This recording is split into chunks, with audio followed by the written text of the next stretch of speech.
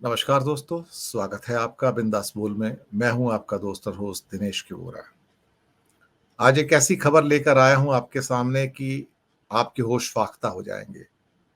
आप सब नौजवान जो मेरे दर्शक भी हैं, नौकरी ढूंढते हैं, प्राइवेट सेक्टर में हो या गवर्नमेंट सेक्टर में हो या पीएसयूज में हो, लेकिन क्या कोई नौकरी दे रहा है? सबसे पहली बात तो क्या उनका नौकरी देने में इंटरेस्ट है क्या?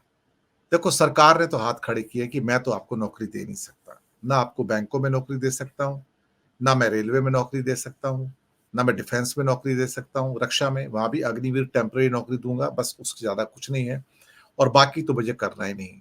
जहाँ पहले 1200 लोग सिविल सर्विसेज में हर साल आते थे, अब मुश्किल से 700 लोग आते हैं। तो नौकरी तो देनी नहीं इन्होंने भाई, एक बात तो उन्होंने फैसला कर लिया है। आज से करीब-करीब 15 साल पहले तक भारत में जो केंद्र सरकार के जो एम्प्लॉइज़ होते थे लगभग 45 लाख होते थे। अब शायद घट के 30 और 32 लाख हो गए हैं। तो ऑलमोस्ट 33% की जो उनका रिडक्शन है, 31% का रिडक्शन ऑलरेडी हो चुका है पिछले 10 सालों के अंदर जो मोदी ने कर दिया है। तो 10 से 15 लाख एम्प्लॉइज़ हमारे रोल से खत्म हो चुके हैं और सीधा बोल दिया कि मैं आपको नौकरी नहीं दूँगा। मेरा काम आपको नौकरी देना नहीं है। उसके साथ ही प्राइवेट सेक्टर ने बोल दिया कि भाई मेरा काम आपको नौकरी देना नहीं है, मैं आपको नौकरी नहीं दे सकता। और जो पब्लिक सेक्टर अंडरटेकिंग है जिसमें बैंक्स आते हैं या एनटीपीसी आती है, कोल इंडिया आता है, उनका भी हाथ खड़े हो चुके हैं, भाई मैं आपको नौकरी नहीं दे सकता। इसका मतलब फिर भारत में नौकरी देगा कौन? अब सवाल ही पैदा होता है कि इन हालातों के अंदर जब भारत की 1200 टॉप कंपनियां भी नौकरी देने को तैयार नहीं है और बड़ी कंपनियां ही नौकरी दे सकती हैं, छोटी कंपनियां कभी नौकरी नहीं देती हैं। मैंने इस मामले में एक बड़ा प्रोग्राम भी किया था। अब ये एक बहुत बड़ा खुलासा आया है, एक बहुत बड़ा एक पूरा का पूरा रिपोर्ट आई है और रिपोर्ट आई है बैंक ऑफ बड़ौदा की। भारत की टॉप 1200 कंपनियों का पूरा चिट्ठा उन्होंने उठा के आपके सामने रख दिया है। 1200 सबसे बड़ी कंपनी और इन 1200 सबसे बड़ी कंपनियों में आपके बैंक भी आते हैं, आपके पीएसयू यानी कि एनटीपीसी और कोल इंडिया लिमिटेड भी आते हैं और जो प्राइवेट और पीएसयू मिला के और जिसके अंदर रिलायंस और अडानी भी आते हैं आपके सारे। तो इन्होंने आपको कितनी नौकरी दी है और ये रिपोर्ट तैयार की गई है बैंक ऑफ बड़ौदा के द्वारा, बैंक ऑफ बड़ौदा के लिए। और ये परसेंटेज टर्म तो है उसके अंदर, लेकिन एग्जैक्ट आंकड़े दिए। पहली बार ऐसा आया कि जैसे सीएमआई के जो आंकड़े आते हैं वो आपको परसेंटेज कुछ बताते हैं, इतनी ग्रोथ है, तो उस पर कोई विश्वास करते हैं, कोई नहीं करते हैं। लेकिन बैंक ऑफ बड़ौदा की इस रिपोर्ट के अंदर एक एक चीज क्लियर है। इसमें एक एक व्यक्ति को काउंट किया गया है, एक एक व्यक्ति को काउंट किया गया है। हमारी आबादी कितनी? 140 करोड़ से ज्यादा आबादी है हमारी। अब आप सोचिए कि 140 करोड़ से ज्यादा की आबादी में भारत में इस समय कुल मिला के सिर्फ 62.5 लाख लोग इन 1200 कंपनियों में काम करते हैं। सिर्फ 62.5 लाख लोग, 140 करोड़ में 1 करोड़ लोग भी नहीं हैं जिनको यहाँ पर जॉब मिलता हो इंडिया की टॉप कंपनियों के अंदर। अब आते हैं एक एक करके आंकड़ों के ऊपर और उससे पहले एक चीज मैं बताना चाहूंगा। अगर पिछले 3 से 5-4 साल की ग्रोथ देखी जाए तो भारत की ग्रोथ जो एवरेज ग्रोथ चल रही है वो करीब करीब 7.5-8% की चल रही है। 7.5-8% की। कोरोना से स्टार्ट करके और अब तक जितनी भी भारत की बड़ी कंपनियां हैं, ये डेटा बताते हैं जो हमारी ग्रोथ है, यानी कि अगर हमारी एवरेज ग्रोथ 8% की आई है पिछले 3 साल की, तो उस 8% की ग्रोथ के मुकाबले ये जो 1200 कंपनियां हैं हिंदुस्तान की बड़ी, इनका मुनाफा 3 गुना ज्यादा बढ़ा है जीडीपी की ग्रोथ से। इसका मतलब कि जहां हर साल जो ग्रोथ हो रही थी इनकी 8% की जीडीपी की हो रही थी, लेकिन इन कंपनियों का मुनाफा जो है 25 से 30% हर साल बढ़ रहा था। 25 से 30% हर साल बढ़ रहा था। यानी कि अगर 3 साल पहले किसी कंपनी का मुनाफा 100 रुपए था, तो आज वो मुनाफा 200 रुपए हो गया है। 200 रुपए हो गया है, आप ये सोच सकते हैं।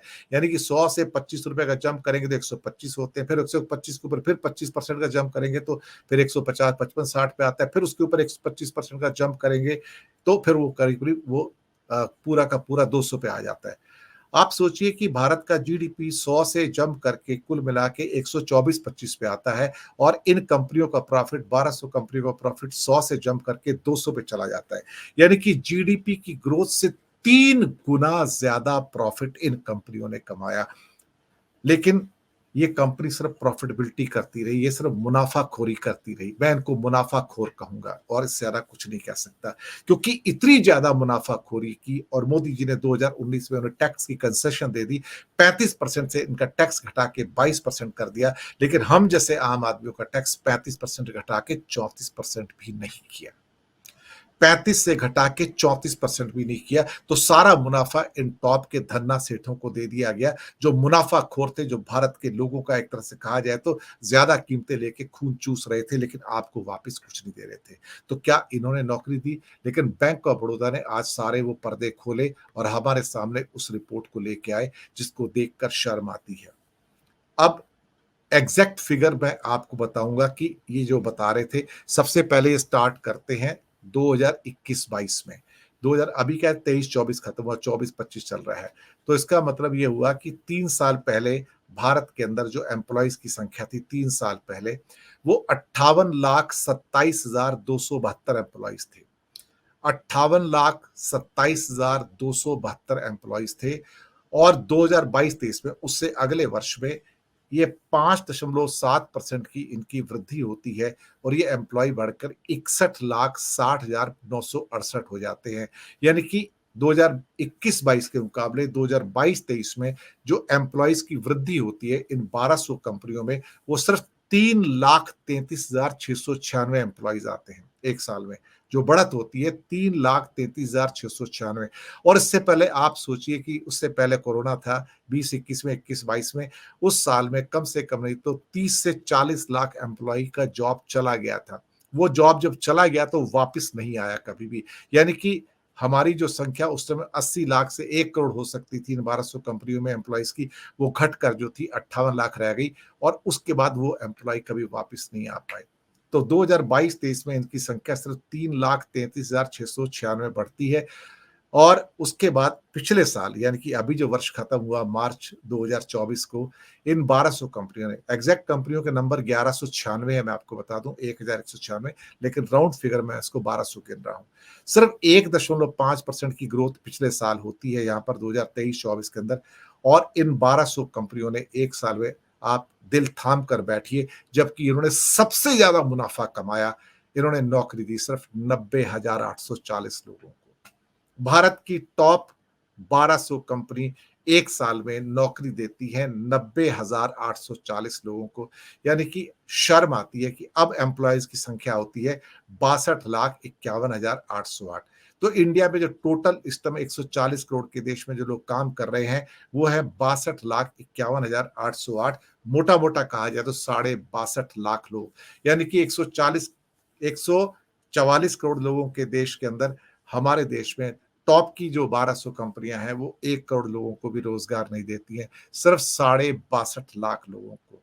अब इन 1196 कंपनी या 1200 कंपनियों के अंदर करीब करीब 700 कंपनियां ऐसी थी, 700 कंपनियां जिसकी एम्प्लॉयज की संख्या में थोड़ा सा बढ़ोतरी मिलता है, थोड़ा सा, किसी ने 50 एक्स्ट्रा कर लिए, किसी ने 100, किसी ने 150, बस एक साल के अंदर।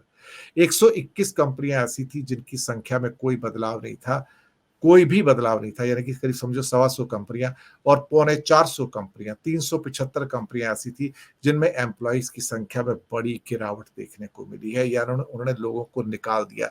और निकाल भी आजकल कैसा रहा है कि जैसे एचआर के अंदर लोगों को बुलाया जाता है और कहा जाता है कि भाई आप लोग इस्तीफा दे दो, आप लोग इस्तीफा नहीं देंगे तो फिर आगे कहीं और हम आपको निकाल देंगे तो फिर आप कहीं और नौकरी करने जाओगे, तो अब वो हमसे तो आपकी इंक्वायरी करेंगे, तो बोलेंगे आपका कैरेक्टर कैसा, तो हम कह देंगे भैया खराब है, तो बेकार का आदमी था, तो आपको वहां भी नौकरी नहीं मिलेगी। क्योंकि एचआर वाले एचआर के साथ बात तो करते हैं, ये तो नॉन फैक्ट है सारा का सारा। ये लोग प्रेशर में आ जाते हैं और अब ये कहते हैं कि हम दरअसल लोगों को नहीं निकाल रहे हैं, लोग अपने आप इस्तीफा दे के निकल जाते हैं। ये एक नया ट्रेंड काफी टाइम से चला आ रहा है, जहां लोगों को प्रेशराइज किया जाता है, भैया आप ठीक हो, अब चले जाओ, अब हमारे पास जगह नहीं यहाँ पर आपको देने के लिए। एक आंकड़ा और निकल के आता है कि 2023-24 के अंदर, जो अभी मार्च के अंदर खत्म हुआ, इन सारी कंपनियों ने, जो 1200 कंपनियां थी, इससे बेहतर तस्वीर 75 वर्ष में इन कंपनियों की कभी नहीं रही प्रॉफिटेबिलिटी के अंदर। इनका सेल्स का आंकड़ा 100 लाख करोड़ था, 100 लाख करोड़ का था। 100 लाख करोड़ की सेल्स होती है और उसके ऊपर जितनी जीडीपी की ग्रोथ है, उससे 3 गुना ज्यादा प्रॉफिट इनका होता है। क्या आपने किसी देश में देखा कि जितनी आपकी जीडीपी ग्रोथ हो उससे 3 गुना प्रॉफिट आपके ये लोग कमा रहे हो? कभी देखा किसी देश के अंदर आपने? ये भारत में हो रहा है क्योंकि ये क्रोनी कैपिटलिज्म है और मोदी सरकार इसको अलाउ कर रही है। और जब आप सोचते हो कि ये 1200 इंडिया की टॉप कंपनी जो सबसे बड़े एम्प्लॉयर्स हैं, वो एक साल में 90,000 लोगों को एम्प्लॉय देती है, फिर आप कहते हैं कि बेरोजगारी कैसे मिटेगी भाई? आप सोचिए, सरकार ने नौकरी नहीं देनी, पीएसयू ने नौकरी नहीं देनी, उसके बाद प्राइवेट सेक्टर ने भी नौकरी नहीं देनी, तो भाई ये लोग जाएंगे कहाँ बेचारे? और जब गीता गोपीनाथ आईएमएफ की जो डेप्यूटी मैनेजिंग डायरेक्टर है, उनकी जब रिपोर्ट आई और पीछे अभी इसी हफ्ते में बड़े बड़े, मैंने मेरी भी एक रिपोर्ट न्यूज लॉन्चर पे आ चुकी है और बड़े बड़े शब्दों के अंदर वादे किए गए थे कि India with the fastest growing, लेकिन गीता गोपीनाथ ने कहा था नौकरी कहाँ है यहाँ पर? Your entire growth is without employment, your entire growth is without employment. और जब भी ये लोग मिलते हैं आपस में सारे के सारे तो हंसते हैं, जितने भी ये उद्योगपति हैं जो 1200 बड़े हैं, जब ये 5 स्टार होटलों में आते हैं तो एक दूसरे को देख के हंसते हैं कि देखिए ये कैसा प्रधानमंत्री जो हमसे कहता है प्रॉफिट तो कमाओ लेकिन किसी को नौकरी मत दो, और मरने के लिए लोग सड़कों पे भटक रहे हैं, कुछ नहीं कर पा रहे हैं। कभी कभी ऐसा लगता है कि शायद इन लोगों को भी एक बांग्लादेश और श्रीलंका के होने का इंतजार है, क्योंकि जिस दिन इनके फैक्ट्रियों में या इनके सो कॉल्ड जो सारे के सारे कारोबार है, जब उसमें ये लोग आग लगाएंगे तब शायद इनको पता लगेगा कि ये जो अन्याय कर रहे हैं भारत के बेरोजगारों के साथ, इसका खामियाजा भी उनको भुगतना पड़ेगा। और इनकी धनपतियों की जो संख्या है, इनके जो प्रॉफिटेबिलिटी है, इनकी जो जो भारत में लेवल ऑफ इन इक्वालिटी है, और जिसके बारे में गीता गोपीनाथ कह रही है भाई नौकरी दो, आप सारी की सारी आपकी ग्रोथ जो है वो एम्प्लॉयमेंट को बढ़ावा नहीं दे रही है। मुझे शर्म आती है, सरकार ने नौकरी नहीं देनी और पूरा का पूरा जो आपका प्राइवेट सेक्टर है, जो 1200 बड़ी कंपनियां हैं, वो अरबों खरबों का प्रॉफिट ले रही हैं, अरबों खरबों का प्रॉफिट। 100 लाख करोड़ जो होता है ना, भारत के बजट से डबल है ये सेल्स जो है 1200 कंपनियों की। भारत के एनुअल बजट से डबल से ज्यादा बड़ी सेल है साहब। इस टोटल मिला के 100 लाख करोड़ के अंदर इनके प्रॉफिट ही 10 लाख करोड़ से ज्यादा के हैं। और ये कितने लोगों को नौकरी दे रहे हैं? सिर्फ 90,000 लोगों को। 140 करोड़ के देश में अगर ये 90,000 लोगों को नौकरी दे रहे हैं तो आप समझिए, तो आपके सितारे डूब चुके हैं, आपको नौकरी नहीं मिलेगी। मैं आपके सामने सीधे तथ्यों को रख रहा हूं।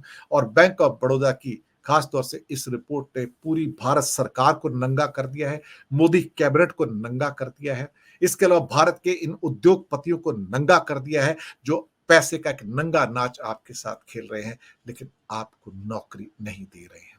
शर्म तो आएगी, लेकिन शर्म आनी भी चाहिए। पर सवाल ये पैदा होता है कि क्या मोदी सरकार उन पर टैक्स बढ़ाएगी? नहीं बढ़ाएगी। ये आपका खून चूस सकती है सरकार, ये जो भाजपा सरकार है ना, ये आपका खून चूसेगी लेकिन इनके प्रॉफिट पे वृद्धि करेगी। बस यही मुझे कहना है। अब आप ही जानिए कि सच कितना कड़वा हो सकता है जो मैंने आप तक पहुंचाया है। Thank you bank of Baroda for giving this exact accurate report with exact numbers of the people recruited and they have got on the rolls. Thank you, Bank of Baroda. Thank you.